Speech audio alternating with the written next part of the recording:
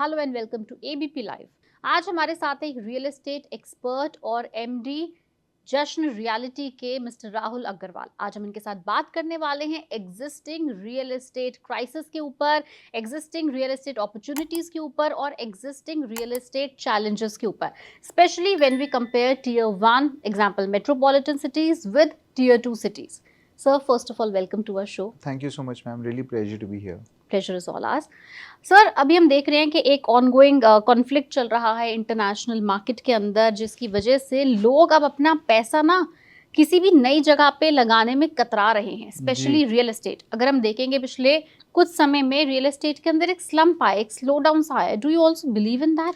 Ma'am, I do accept that because अगर आप देखेंगे पिछले 5-6 साल से रियल एस्टेट में बूम बहुत रहा है एंड चाहे वो एनसीआर की बात करें, मेट्रोपॉलिटन सिटीज़ की या टीयर 1 टीयर 2, हर जगह पे there has been a lot of appreciation in the last 5-6 years and it is inevitable. मतलब ये होता ही है, रियल एस्टेट एक साइक्लिक बिजनेस है, तो हर 5-6-7 साल के अंदर एक बार ऐसा होता ही है कि थोड़ा स्लो डाउन आता है because prices have gone up, investors have invested, made money, reinvested, तो ये थोड़ा तो है, फ़र्क है। अगर हम टीयर 1 सिटीज की पर्टिकुलरली बात करें तो टीयर 1 के अंदर जैसे आपने बताया कि पिछले 5-6 साल के अंदर एक बूम आया है, इस बूम का बड़ा कारण क्या था? मैम, बूम का कारण ये था, देखिए क्या होता है कि अगर आप देखेंगे this all happened post Covid 2020-21 के बाद। यू नो, बिफोर दैट 7-8 साल तक, सिंस 2012 टू 2020 इन्वेंट्री सरप्लस थी।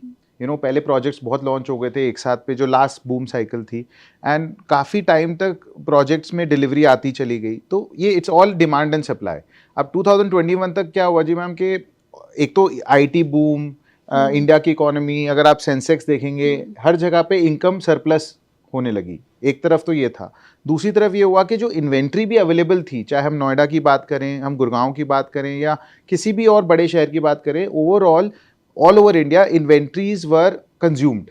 तो जो नई डिमांड निकली, जो पेंटअप डिमांड थी कस्टमर्स की, उसने बहुत ज़्यादा इस पे इम्पैक्ट किया कि जो प्राइजेस हर जगह हमने बढ़ते देखे, और उसी का नतीजा है कि आज इतने सारे प्रोजेक्ट्स भी लॉन्च हो रहे हैं। अगर आप कंपेयर करेंगे 2012 से 19 में, मेरे हिसाब से नोएडा मार्केट में साल के 2-4 प्रोजेक्ट भी लॉन्च नहीं होते थे, और अब पिछले 1 साल के अंदर, अगर आप पिछले 5 साल में देखेंगे तो 400 प्रोजेक्ट लॉन्च हो गए हैं। तो ये real estate is a cyclic business, हर 7 साल में आप ये साइकिल देखते हैं। अब आप अगले 5-6 साल तक आप बहुत कम प्रोजेक्ट्स देखेंगे जो लॉन्च हो रहे हैं, और उसके बाद फिर अगेन फिर यही आएगा।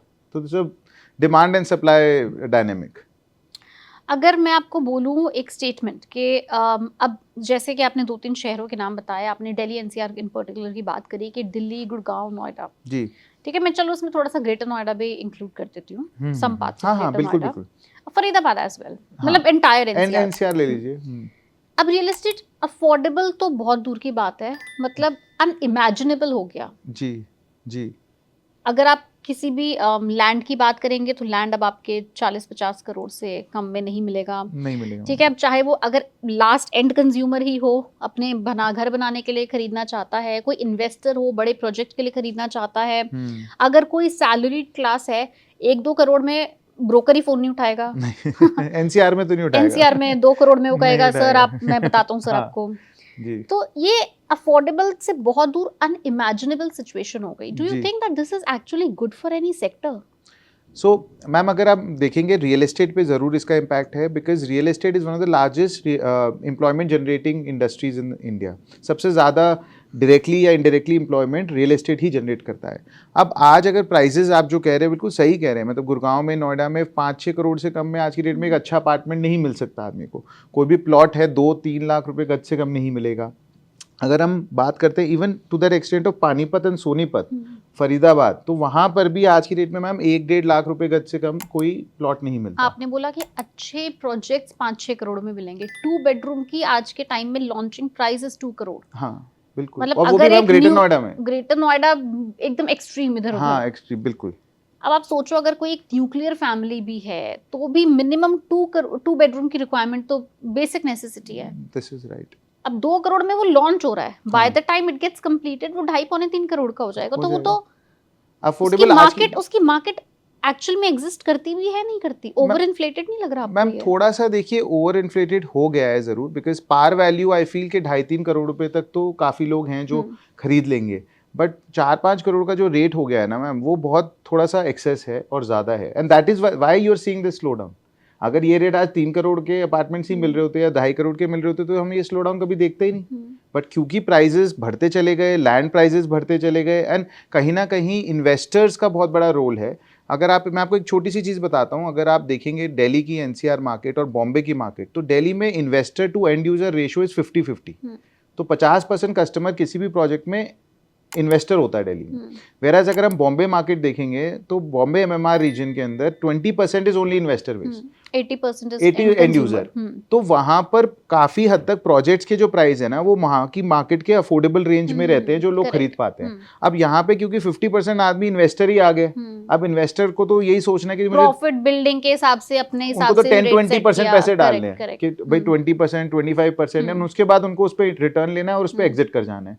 तो उसकी वजह से बहुत बड़ा ये जो फैक्टर हम देखते हैं ना, हर बार यही होता है कि एनसीआर की मार्केट में आप देखेंगे हमेशा सबसे ज्यादा बूम आता है और फिर सबसे ज्यादा स्लो डाउन भी सबसे पहले एनसीआर में ही आता है, बिकॉज यहाँ पे जो ratio of investor to end user है ना वो बहुत हाई है। So this is the reason. तो ये बबल कभी भी बर्स्ट हो सकता है? मैम बबल तो नहीं मैं बोलूंगा, बिकॉज अब पहले के मुकाबले आज थोड़ा सा बेनिफिट ये हो गया मैम कि रेरा आ गया जैसे, एंड रेरा की वजह से बहुत रेगुलेटेड हैं डेवलपर्स, फंड का जो प्लानिंग है, फाइनेंशियल प्लानिंग है, वो भी बहुत मतलब रेगुलेटेड है बैंक्स के थ्रू सब जगह। सो हम पुराना हाल तो नहीं देखेंगे जो हमने 2008 या 2012 में देखा, but yes there will be a level of stress that will come in certain developers. एक अच्छी चीज़ आप देखेंगे वो ये है कि आज की डेट में पहले के मुकाबले बहुत मल्टीनेशनल कंपनीज हैं या पैन इंडिया कंपनी जैसे गोदरेज हो गई, अब ये लोग जो प्रोजेक्ट्स बना रहे हैं तो आपको पता है एल&टी, गोदरेज, इनके प्रोजेक्ट्स चाहे बिके ना बिके बट कंप्लीट जरूर हो जाएंगे। So one of the trust factor है, and you know के background is very strong. So I would say that going forward one of the things, and maybe हमारे लिए भी थोड़ा सा ये negative है बोलना, but investors and customers should focus on developers who have a history of delivery, who have trust that they have built through their deliveries in projects. तो उन पे भरोसा करेंगे तो फिर कोई ज़्यादा परेशानी नहीं है। फर्स्ट टाइम डेवलपर्स और न्यू डेवलपर्स पे थोड़ा सा अभी आज के करंट सिनेरियो में रिस्की है। इनफैक्ट आपने फर्स्ट टाइम डेवलपर्स बोले, हम ऐसे देखते हैं मार्केट के अंदर ऐसे बहुत सारे डेवलपर्स हैं जिनकी थर्ड जनरेशन अब काम कर रही है, बट स्टिल उनके ऊपर इतने ज़्यादा हिडन ड्यूज होते हैं, इतने ज़्यादा चार्जेस होते हैं, उनका लैंड क्लियर नहीं होता, ओसी रिसीव नहीं होती, सीसी रिसीव नहीं हो रही है, लोग फंसे हुए हैं सुप्रीम कोर्ट में, केसेस चल रहे हैं, एनसीएलटी में इंसॉल्वेंसी चल रही है, अल्टीमेटली प्रोजेक्ट एनबीसीसी के पास जा रहा है। हाँ, वो आपने सब देखा है मतलब नोएडा में हर जगह बेसिकली जी।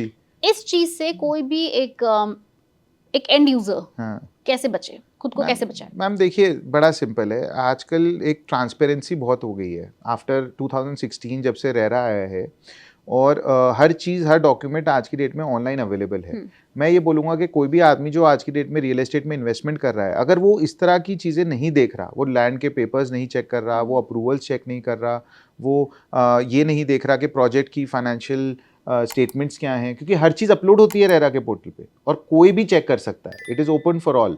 तो अगर as an investor, as a end user हम ये चीज़ें नहीं देख रहे, हम नहीं देख रहे कि प्रोजेक्ट किस बैंक से अप्रूव्ड है, क्या एसबीआई से अप्रूव्ड है, SBI is the largest bank और एसबीआई का due diligence is the strongest due diligence in India. So अगर इस तरह के बेसिक चेक पॉइंट्स हैं, अगर हम नहीं देख रहे हैं, तो मुझे लगता है कि कहीं ना कहीं वो हमारी खुद की गलती है, क्योंकि गवर्नमेंट ने तो ये सब चीजें आपके लिए अवेलेबल करा दी हैं, and rather than getting motivated for short term profits, I feel real estate में कोई भी आदमी इन्वेस्ट करता है उसको थोड़ा सा लंबा होराइजन भी लेना चाहिए। कि कई बार क्या होता है, बहुत लोग हम गलती वहां कर देते हैं, वहां वो सोचते हैं कि अरे थोड़ा सा पैसा डाल दो, हम 6 महीने में घुमा देंगे, 1 साल में घुमा देंगे, एग्जिट दे देंगे और उससे प्रॉफिट आ जाएगा। So I think real estate is not a short term game, और वो स्पेशली टुडे सिनेरियो तो is definitely not a short term game. चाहे वो जमीन में लगाएं, प्लॉट में लगाएं, अपार्टमेंट में लगाएं, I feel one should be very careful, one should do their proper due diligence, और उसके बेसिस पे then they should invest for at least 2 to 3 years if not less.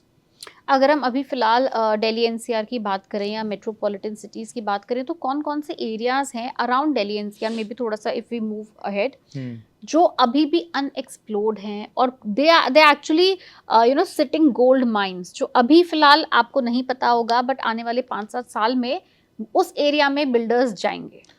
Specific to Delhi NCR बात करें या फिलहाल ma'am? Delhi NCR Delhi NCR तो ma'am देखिए, अगर हम कोर नोएडा, गुड़गांव या इधर बात करेंगे दिल्ली की, तो यहाँ पे तो अफोर्डेबिलिटी नहीं है।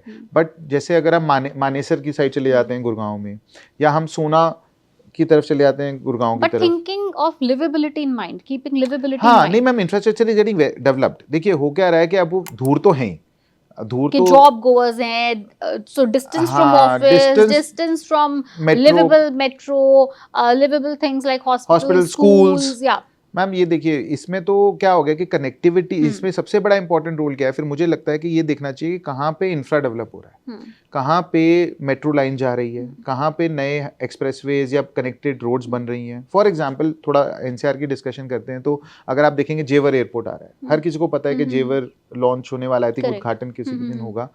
तो उद्घाटन हो गया, बस अब ऑपरेशनल होना है। हाँ, ऑपरेशनल होना है। तो अब जेवर के आसपास मैम इट इज देखा जाए तो अगर किसी के पास 3-4-5 साल का होराइजन है, वो आज इन्वेस्ट करता है, उसको 5 साल में घर मिलता है, तो Yamuna expressway and greater Noida is a very good opportunity, because वहां पे आपको पता है, श्योर शॉट है कि डेवलपमेंट अगले 5 साल में, 10 साल में इतनी अच्छी हो जाएगी कि आपको कोई सोचने की जरूरत ही नहीं है। बट अगर आदमी ये सोचे कि मैं आज वहां घर लेके 2 साल में रह लूं, तो उसके लिए तकलीफ है, क्योंकि वहाँ वो जो सपोर्टिंग इंफ्रास्ट्रक्चर है, होटल्स हैं, स्कूल्स हैं, मॉल्स हैं, ये सब बनने में टाइम लगेगा, राइट। एंड डिस्टेंस बहुत है। अब कोई साउथ दिल्ली काम कर रहा है, या कोई अगर सेंट्रल दिल्ली में काम कर रहा है, इवन नोएडा में भी काम कर रहा है, तो उसके लिए दूर हो जाएगा। तो अगर हम पेरिफेरी की बात करेंगे, तो इन ऑल दीज सिटीज, चाहे गुड़गांव है, चाहे अगर हम दिल्ली की बात करते हैं, तो पानीपत, सोनीपत हो गया, अब यूईआर बन गया, यूईआर 2 बन चुका है, यूईआर 1। सो आप अगर आपको सोनीपत पहुंचना है पानीपत फ्रॉम दिल्ली एयरपोर्ट, तो टुडे टेक्स 1 आवर। अब आपको पूरा ओल्ड दिल्ली से कनेक्ट नहीं जाना, चादरा वादरा से वहां से नहीं जाना है, आप सीधा यूईआर लीजिए, आप पहुंच जाएंगे। सो जहां जहां पे गवर्नमेंट का इंफ्रास्ट्रक्चर डेवलपमेंट एंड फोकस है, I feel that is where one should invest with a horizon of 3-4-5 years। और अगर वो करते हैं तो आई एम वेरी श्योर कि जो हम मल्टीपल देखते हैं 2x 4x 3x, तो ये जरूर मिलेगा इन जगहों पे। बट उसके लिए पेशेंस चाहिए, बिना पेशेंस के नहीं होगा। Correct. Now moving on to tier 2 cities जी, अगर हम देखें कि हमारी प्रॉफिटेबिलिटी का जो room for appreciation, room for development and more profitability का रेशियो अगर हम देखें, तो वी ऑल नो कि टियर 2 सिटीज में of course as compare to metropolitan cities ज़्यादा है जी। टियर 2 सिटीज़ की ही अगर बात करें, तो कौन कौन सी टियर 2 सिटीज़ हैं जो अभी आपको लगता है कि हाँ, आने वाले 10 साल के अंदर ये बहुत अच्छी अपॉर्चुनिटी किसी भी एक रिटेल इन्वेस्टर को दे सकती हैं? मैम देखिए, मेरा पर्सनली ये मानना है कि अगर हम टियर 2 सिटीज़ की बात करें ना, तो first thing we should look at is which are the capital cities of different states which are not tier 1 cities. जैसे Vizag, Andhra Pradesh, Ahmedabad, Gujarat, Hyderabad is a tier 1, Pune is though it's a tier 2, but it's Pune is as good as a tier 1 today. But वहाँ पे affordability, अच्छा चलिए, लखनऊ, नासिक में भी, हाँ नासिक नागपुर कर सकते हैं, नागपुर कर सकते हैं, एंड लखनऊ हो गया मैम, कैपिटल सिटी है। हम तो काफ़ी प्रोजेक्ट्स करते भी हैं वहाँ पर, बट तो टियर 2 के अंदर मैम मेन चीज़ ये है कि affordability is definitely there today. Infrastructure, because they are capital cities, वहाँ पे the kind of infrastructure that we are seeing required वो है ऑलरेडी मैम, बहुत ज़्यादा अच्छा है। मतलब मैंने रिसेंटली ये सब सिटीज़ में ट्रैवल अभी किया है, एंड वहाँ पे आप बोलिए तो बेस्ट इन क्लास हॉस्पिटल्स हैं, बेस्ट इन क्लास मॉल्स आ गए हैं, schools हैं, emergency services हैं, everything is available, and then on top of that the connecting infrastructure in terms of highways, expressways, they are phenomenal। Decongested cities हैं, मतलब वहाँ पे दिल्ली की तरह या बॉम्बे की तरह नहीं है, 1.5 घंटे नहीं लगेंगे कहीं भी हाँ, 1.5 घंटे में तो आप वहाँ पे 2 बार घुमाइए कहीं पे, तो इतना इजी ही रहता है। प्लस क्या है मैम, कॉस्ट ऑफ लिविंग भी कम है। And finally if you look at from an investor point of view, in cities के अंदर आप देखेंगे तो लैंड कॉस्ट बहुत कम है आज भी। तो जो हम 10 साल पहले, 15 साल पहले इंडिया दिल्ली में लैंड देखते थे, एनसीआर में देखते थे, या बॉम्बे के आउटर बॉम्बे में देखते थे कि जी हमारे को 2 करोड़ 3 करोड़ 5 करोड़ रुपए एकड़ में लैंड मिल जाएगी, वो आज इन सिटीज में इजीली अवेलेबल है।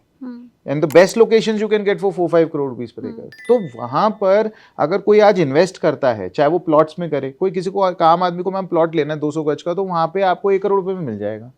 अब 1 करोड़ में यहाँ सपना भी नहीं देख सकते।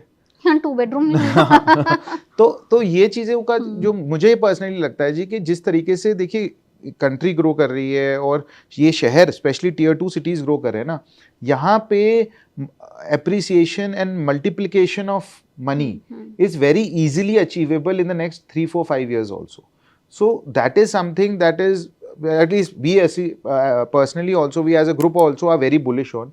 We are very focused on tier 2 cities because हमें लगता है कि वहाँ पे जो हम returns अपने investors को भी दे सकते हैं plus खुद को भी दे सकते हैं as a business is far more. Because end of the day ma'am investor को क्या चाहिए, जो 10 रुपए लगा रहा है उसको 10 रुपए पे देखना कितना पैसा कमाया। अब आप दिल्ली लगाओ या नागपुर लगाओ या पुणे लगाओ, doesn't matter, हमें तो वो रिटर्न चाहिए। तो वो रिटर्न टियर 2 में जरूर है और आज भी है। तो अगर हम रिटर्न की बात करें, तो अगर हम रेंटल इनकम की नजर से देखें, do you think tier 2 will still work for us? Ma'am rental income देखिए इन टर्म्स, अब उसमें ना रेंटल में बाइफरकेशन हो जाता है। जैसे अगर हम वेयर हाउसेस की बात करें तो वेयर हाउसेस के अंदर रेंटल इनकम में हाउसेस फ्लैट्स मैम देखिए इजीली रेंट आउट हो जाते हैं। Rental income in tier 1 and tier 2 city, somebody is a salaried person, अब वो एक लोन लेके एक प्रॉपर्टी खरीद रहा है, एक फ्लैट खरीदा, मानो उसने 2 या 3 बेडरूम, तो वो यही चाहेगा कि मेरा रेंट से थोड़ी ईएमआई का बर्डन कम हो जाए डे 1 से। इफ नॉट डे 1 देन 2-4 महीने में शुरू हो जाए, इजीली हो जाता है। एंड यील्ड इज सेम, जो यील्ड आपकी रेंटल यील्ड यहाँ पर है टियर 1 में, वही रेंटल यील्ड आपको टियर 2 में मिलती है। प्लस आप लोअर बजट में लोन लेके खरीद पाते हैं। तो it's actually a good opportunity. जो आपने पॉइंट रेज किया वो बहुत अच्छा पॉइंट है, बिकॉज आज यहाँ पे दिल्ली में 5 करोड़ का अपार्टमेंट खरीद के उसके ऊपर लोन पे चढ़ा के आपको रेंटल यील्ड कवर नहीं करेगी आपकी ईएमआई को। बट 1.5 करोड़ का अपार्टमेंट अगर आप खरीदते हैं, उस पर लोन लेते हैं 1 करोड़ का 1.25 करोड़ का, तो आपका इजिली रेंट कवर कर देगा मोर और लेस काफी हद तक। तो the point that you making is very good and I think वो आज की डेट में इजिली एप्लीकेबल है in tier 2 cities. And if you talk about commercial real estate, ma'am commercial में मैं देखो बहुत बुलिश एकदम नहीं हूँ हर सिटी को, बिकॉज हर सिटी के ना टियर 2 के डायनेमिक्स बहुत डिफरेंट हैं। जो कमर्शियल देखिए मैम ज्यादातर वहाँ चलता है जहाँ पे बहुत ज्यादा इंडस्ट्रियलाइजेशन हो या बहुत ज्यादा आईटी हो। इंडिया के अंदर तो स्पेशली ये दिस इज ट्रू, दो ही ट्रेंड्स हैं। तो अब उस हिसाब से अगर आप देखेंगे तो कमर्शियल रियल एस्टेट में rental yields are very good in Ahmedabad, they're very good in Pune, though I know it's as good as a tier 2 now, but they're very good there. Vizag is a very upcoming city. Lucknow is a very upcoming city where now after many years commercial has started picking up. But I would still say that अगर किसी को commercial focused ही पैसा लगाना है तो probably tier 1 is a better bet. Because tier 1 के अंदर ma'am क्या है कि you have offices, you have MNCs, you have the populations are much higher, you know, companies have their headquarters based here. So until unless you see that any tier 2 के अंदर government level पे बहुत ऐसा कोई you know incentive है कि companies are coming and businesses are moving there, तभी commercial में लगाना चाहिए. But I am not super bullish on commercial as a rental yield in tier 2 cities. And how about spiritual tourism? Spiritual tourism के वजह से हमने देखा कि बहुत सारे ऐसे शहर हैं, अब उनके भी बहुत सारे प्रोजेक्ट्स आप न्यूज़पेपर में देखोगे, काफी एकदम सुपर एडवर्टाइजमेंट्स हो रही हैं, होर्डिंग्स लग रही हैं वहाँ पे भी आई थिंक, और बड़े बड़े सेलिब्रिटीज भी वहाँ पे इन्वेस्ट कर रहे हैं। मैम अयोध्या ही है सबसे बड़ा अयोध्या के ऊपर अगर आप देखो पिछले 2 साल में अयोध्या के इतने होर्डिंग्स, इतने एडवर्टाइजमेंट्स, सो मेनी प्रोजेक्ट्स। जी जी जी। फिर हमने कोस्टल रीजन में भी देखा है, महाराष्ट्र में, गोवा में एकदम से एक नया बूम सा आने लग गया है, एक वेव आई है। मैम आइए मैम, देखिए क्या एक जो ये सेकंड होम कॉन्सेप्ट है ना, that is something that has really picked up in the last few years. आपने कुछ नाम लिए, जैसे अगर हम अयोध्या की बात करेंगे तो that is a second home residence for spiritual people, religious people. Goa की बात करें तो इट्स फॉर हॉलीडेज। जैसे हम नॉर्थ में जाएं तो कसौली, शिमला, यहाँ भी बहुत प्रोजेक्ट लॉन्च हो गए हैं, second home Vilas, people have started buying. But I think that is a ma'am ये क्या है, ये थोड़ा सा मोमेंटरी वो था कि भाई बुल मार्केट के अंदर जहाँ मार्केट बहुत बुलिश है, इन्वेस्टर्स पैसा कमा रहे हैं, लगा रहे हैं, so these things have worked. But it is a luxury product. देखिए किसी के को भी जिसके मैम दूसरे घर के बारे में तो वो सोचेगा ना जिसके पास पहला घर है और आराम से बैठा है, उस पर ईएमआई नहीं पे कर रहा। तो जो सेकंड हाउस है, it's a luxury concept. I don't think कि बहुत ज़्यादा उसका बूम आने वाला है, या आगे चल के भी हम बहुत ज़्यादा ग्रोथ देखेंगे उसके अंदर, because majority of the population today in India is still looking for their first house. Correct. तो सेकंड तो तभी होगा जब अगर वापस हम 7 साल बाद बूम साइकिल देखेंगे, तब आप एकदम देखेंगे दोबारा ये सेकेंडरी होम्स जो हैं वो वापस आने लगेंगे. तो अगर किसी को सेकंड होम नहीं बनाना है, अगर किसी को वहाँ पे अपना कुछ छोटा बिजनेस सेटअप करना है, जैसे हमने देखा है कि लोग अब एक फ्लैट लेते हैं, उसको प्रोबेबली एयरबीएनबी पे डाल देते हैं, they start earning something out of it. Mountains में होता है, राजस्थान में होता है, और अब ये स्पिरिचुअल टूरिज्म वाली जगह पर भी होना शुरू हो गया है. People make guest houses from their own apartments और हाउसेस. हाँ, तो ma'am that is that a good concept? I think so, because ma'am जहाँ पर भी अगर आप देखेंगे ना, जहाँ पे फुटफॉल है टूरिज्म का, वहाँ पे it's a very good concept today, because what has started happening, in fact a lot of developers अब क्या करने लगे हैं कि जी वो एक कमर्शियल प्रॉपर्टी बनाएंगे and they make it like a sweets. वो ना तो होटल है ना कमर्शियल है, एंड उसके अंदर वो लोग टाई अप कर लेते हैं होटल चेन्स के साथ. अयोध्या में बहुत ज्यादा हो रहा है. इनफैक्ट अयोध्या में I know at least 3-4 buildings that are getting made right now, जहाँ पे होटल चेन्स के साथ हो गया है, and then it's a revenue share model. तो जितना वो यूज होगा उतना आपको as a flat owner, as a unit owner, आपको उतना रेंटल या रेवेन्यू भी आता रहेगा. So it's very risk free and win win for everybody. It's a good model. I think even in Goa you see a lot of Airbnb model happening, in southern states also. So I think that is something which people can look at if they're looking for a secondary revenue stream, you know, कि अपनी passive income है. yes. और अगर surplus पैसा है तो why not कर सकते हैं. एंड मैम प्रॉपर्टी तो देखिए अप्रिशिएट करती है. This is real estate is something that no matter what, if somebody is investing with proper due diligence, तो over a period of time बढ़ता ही है, घटता तो है नहीं. So it's a scarce commodity. So if somebody has surplus money, then I would say, you know, definitely if these tourism is on boom. If you see after COVID, India के hotels के rates अगर आप देखेंगे, so they have gone up 2x, 3x, and the new number of hotels that are opening in India is phenomenal. You know, so yes, this is something definitely investors should look at.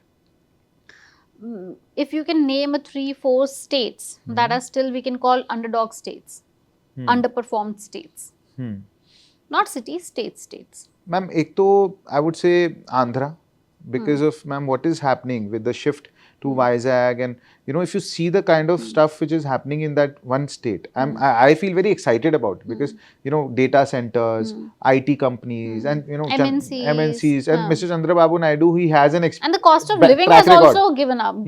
Yeah. तो उनका मुझे लगता है कि Andhra as a state, I feel Vizag is one city we will see you know, having a lot of growth. Again, secondly, ma'am, I am very bullish on UP, to be very honest with you, because हम थोड़ा काम करते हैं वहाँ, but genuinely वहाँ पे जितना infrastructure development हो रहा है, जिस तरह की मैम वहाँ पे, UP also has employability issue. Ma'am कुछ सिटीज के अलावा आपको job seekers, job goers, companies नहीं मिलेंगी. मैम देखिए, you have actually Fairlie right, but हो क्या रहा है मैम, अगर मैंने ये यूपी पे काम करने के बाद ही देखा कि यूपी में ना मैम इंडस्ट्रियलाइजेशन बहुत है. अगर आप देखेंगे जैसे भदोही है, वहाँ पे सबसे ज़्यादा कारपेट्स बनते हैं. मुरादाबाद है, सबसे ज़्यादा हैंडीक्राफ्ट इंडिया का वहाँ से एक्सपोर्ट होता है. वहाँ पे अगर आप एग्जांपल एक प्रोजेक्ट स्टार्ट करते हैं जिसकी अगर आप एक फेयर वैल्यू भी लगाओ कि आपको 3 bedroom apartment with basic amenities, fair amenities, आपको आज भी 1 करोड़ में मिल जाएगा. करेक्ट है. तो वहाँ पे 1 करोड़ देने वाले कैपेसिटी वाले लोग कहाँ मिलेंगे? यंग जनरेशन कहाँ मिलेगी? मैम वहाँ पे ना ऐसा मुझे भी लगता था, बट वहाँ पे क्या हो गया मैम कि देखिए, हम ना हमारे सबसे बड़ी हमारी लिए advantage being in India and Indian is के we have a very large population, है ना. तो आज मुरादाबाद की बात करें या लखनऊ की बात करें या गोरखपुर की बात करें, मैम हर सिटी में 30, 40, 50 लाख तो मिनिमम आदमी रहता है.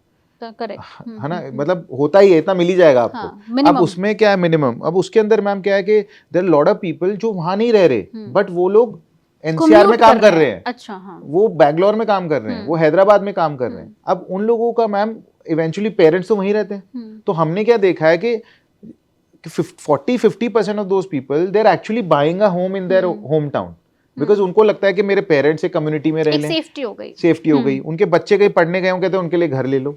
आप समझ रहे हैं मेरी बात? तो बहुत ऐसा आदमी है जो बाहर काम कर रहा है in tier 1 city, but he is not living permanently और शिफ्टेड परमानेंटली इन टियर 1। वहाँ रेंटल पे है और खुद के होम टाउन में ओनर है। हाँ, और ये ट्रेंड हमने बहुत ज्यादा देखा है। हमने मैम देखा है इनफैक्ट टू दैट एक्सटेंट कि जो लोग यूएस रह रहे हैं, ऑस्ट्रेलिया रह रहे हैं, मिडिल ईस्ट में रह रहे हैं, वो लोग भी आज टियर 2 में जाके पैसा खर्च कर रहे हैं, क्योंकि वो वहीं से बिलोंग करते हैं। तो वो सोचते हैं हम रिटायरमेंट के बाद आएंगे या अच्छा पैसा दूसरी कंट्रीज में कमा रहे हैं, सोच रहे हैं यहाँ लगाओ, यहाँ इन्वेस्टमेंट में ज्यादा रिटर्न मिलेगी। जैसे हम अभी टियर 1 टियर 2 कंपेयर कर रहे थे, वो अपनी कंट्री को इंडिया से कंपेयर करते हैं। फिर उनको कंफर्ट आता है कि यार मैं बरेली से रहने वाला हूँ, चलो मैं बरेली के पास खरीद लेता हूँ, बड़ी सिटी कुछ में। नहीं तो ओल्ड एज के लिए काम आ जाएगा, किसी के लिए आ जाएगा, सिस्टर के लिए आ जाएगा, बच्चों के लिए आ जाएगा, अपनी रिटायरमेंट हाँ अपनी रिटायरमेंट के लिए। तो बहुत, और इन्वेस्टमेंट पॉइंट ऑफ व्यू से भी प्योरली करते हैं बहुत, क्योंकि ऑस्ट्रेलिया में रह रहे हैं मैम, वहां पे क्या रिटर्न है रियल एस्टेट में? कोई रिटर्न नहीं आती, तो वो इंडिया में पैसा हर साल भेजते हैं इन्वेस्टमेंट करने के लिए।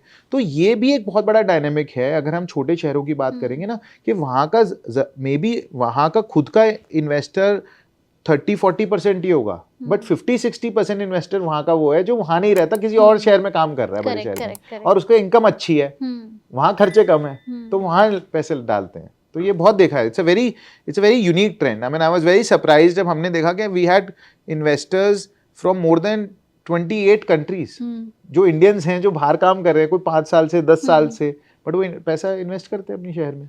कोई ऐसा और ट्रेंड जो आपने पिछले कुछ सालों में इमर्ज होता हुआ देखा है, या जिसकी मतलब मेजर से भी शुरुआत ही हुई है? मैम मैंने एक बड़ा इंटरेस्टिंग ट्रेंड देखा है हमने, कि जैसे हर आदमी, मैम हम क्या सोचते हैं कि यू नो लोगों को they always want to upgrade their lifestyle, their living, their city.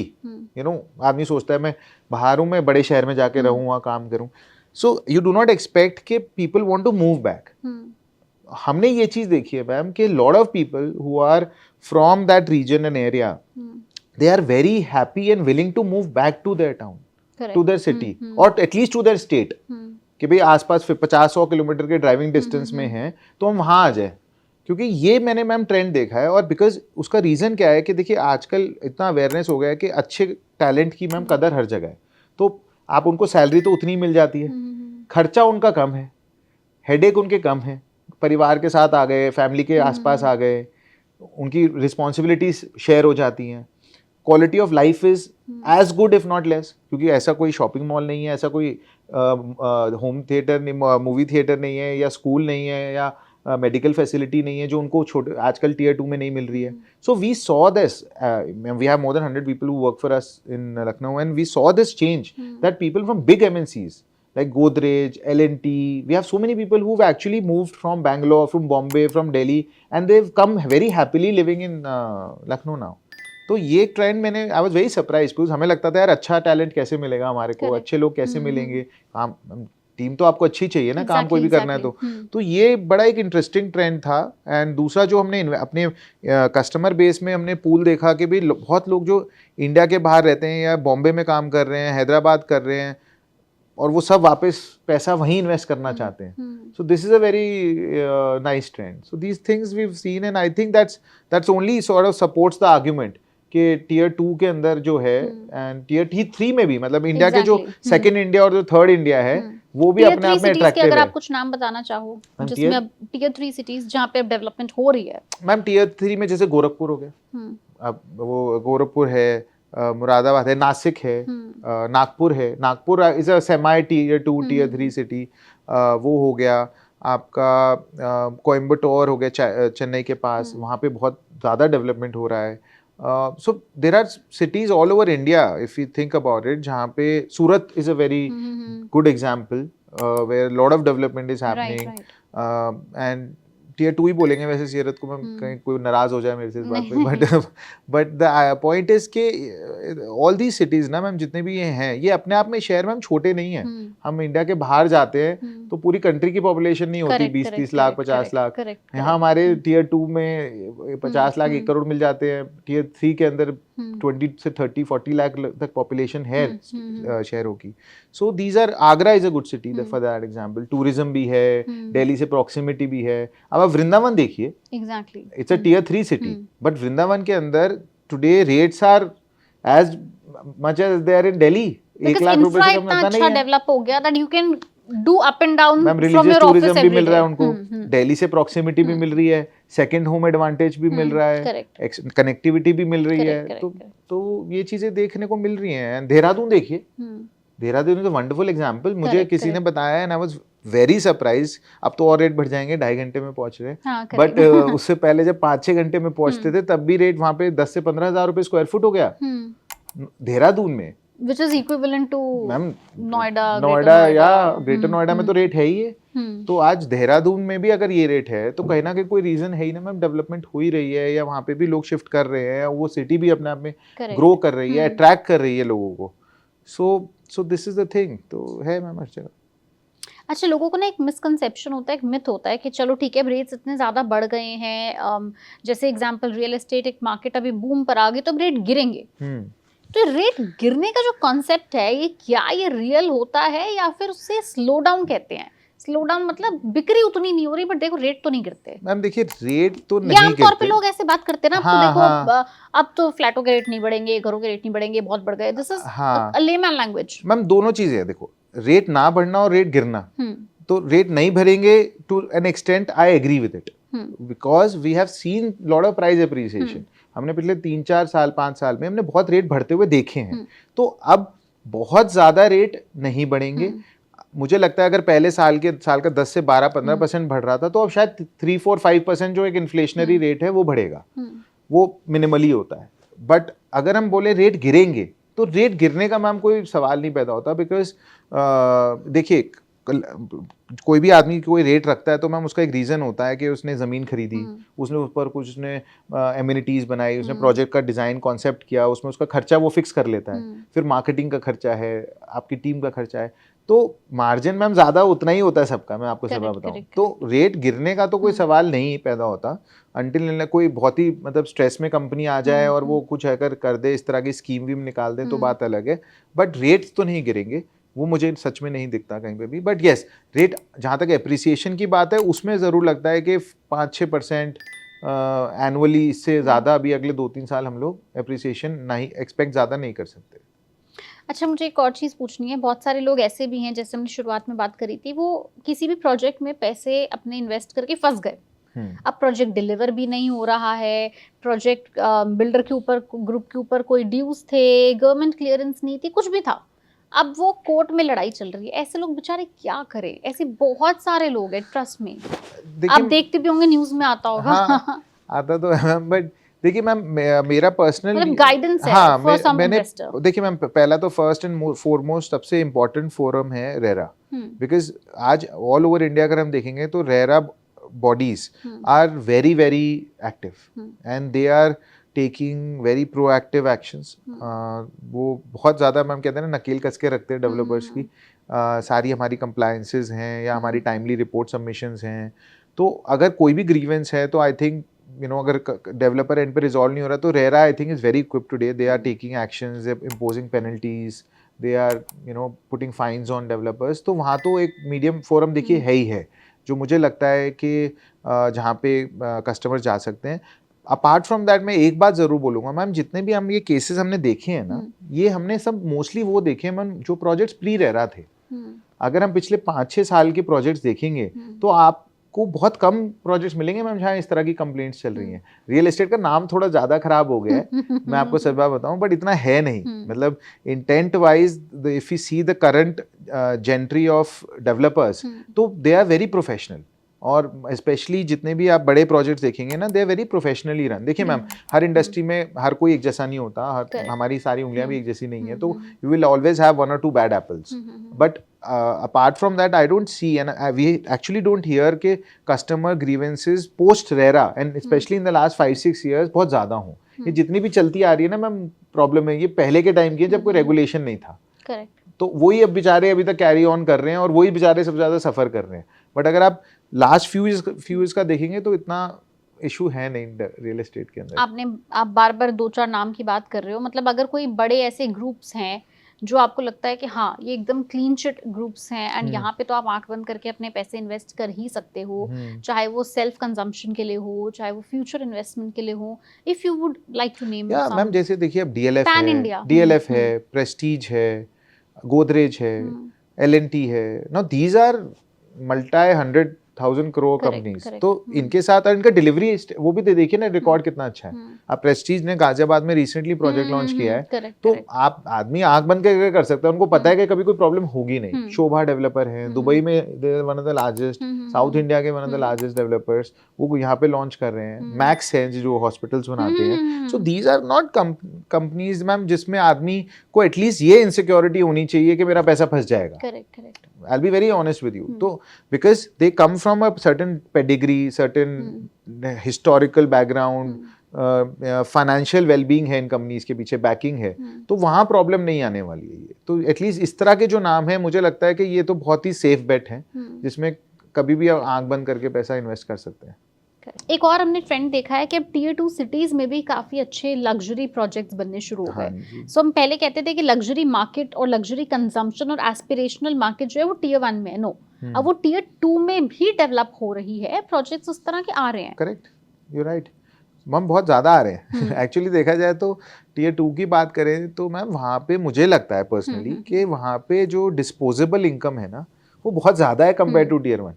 हमारे मैम थोड़ा सा एनसीआर में या हम टियर 1 में बात करें ना तो थोड़ा सा क्या कहते हैं उसको, शोषा थोड़ा सा हो जाता है। बट टियर 2 में मैम लोगों के खर्चे तो थे नहीं। बिजनेसेस हैं, पुराने पैसे वाले लोग हैं, उनको पैसा खर्च करना नहीं आता था, तो पैसा बहुत ज़्यादा है, सैलरीड कम है एंड बिजनेस क्लास भी ज्यादा है। बिजनेस क्लास भी बहुत ज्यादा है। हर तरह के लोग हैं, फार्मर्स हैं, पुराने जमींदार हैं, अलग अलग तरह के लोग हैं। तो सबके पास पैसा जो है ना, जो मैम जो सेविंग्स है उनकी, they are much higher compare to the same class of people in tier 1। सो उनके पास मैम आज अब now because we are seeing के एक्सपोजर बहुत बढ़ गया है। देखिए आज हर आदमी बाहर ट्रैवल करने लगा है इंडिया से, हर आदमी फ्लाइट्स लेने लगा है, इंक्रीज हो रही है, एक्सपोजर बढ़ रहा है। तो उसकी वजह से लोगों के अंदर जो एक वो लग्जरी को लेके एक एस्पिरेशन है, चाहत है, वो बहुत बढ़ गई है। तो इसीलिए उसी का रिजल्ट हम देख रहे हैं मैम कि मतलब छोटे शहरों में भी अब ऐसा नहीं है कि वहाँ सस्ते अपार्टमेंट नहीं मिलते, बट वहाँ पे भी 5-5, 6-6 करोड़ के अपार्टमेंट्स बिकने लगे हैं, 10-10 करोड़ के, 15-15 करोड़ के विलास बिकने लगे हैं, है ना। तो ये चीज़ अब बहुत कॉमन हो गई है इन टियर 2 ऑल्सो। तो लग्जरी इज डेफिनेटली समथिंग कि वहाँ पे अब ज़्यादा पिक करेगी। अगेन वाई, बिकॉज वहाँ बहुत ज़्यादा लोग ऐसे हैं जो अभी तक उस एस्पिरेशन पे हैं बट शिफ्ट नहीं हुए हैं। तो जब वो देखते हैं कि अरे मेरे साथ वाले ने यार देखो इतना अच्छा घर बना लिया, या उसने देखो इतना लग्जरी अपार्टमेंट खरीद लिया, तो दैट ट्रिगर ना वो मैम सबके लिए है वहाँ पे, क्योंकि एक ही कम्युनिटी में रहते हैं। अच्छा छोटे शहरों में ma'am community and culture is community living very strong, कि साथ में बैठना आज भी है, साथ में खाना जाना घूमना। तो जब वो देखते हैं कि यार हमारे साथ वाले ने किसी ने ले लिया तो एक साथ 4-5 खरीदेंगे। तो वो चीज़ आज भी टियर 2 में एप्लीकेबल है। And I feel that luxury in tier 2 is very, I am personally very bullish about it, because मुझे लगता है कि लोगों के पास पैसा बहुत है, अब बस उनको खर्च सही से खर्च कराने की, मतलब वो ईएमआई वाले नहीं है, ईएमआई वाले भी नहीं है, वो डाउन पेमेंट वाले हैं। करेक्ट या तो वो है।